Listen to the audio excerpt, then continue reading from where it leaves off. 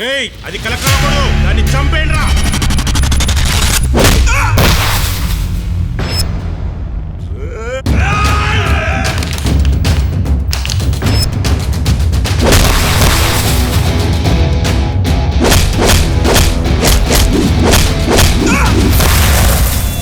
మనిషి రేంజ్ని డిసైడ్ చేయాల్సింది బలవంతుడు కాదు, భగవంతుడు.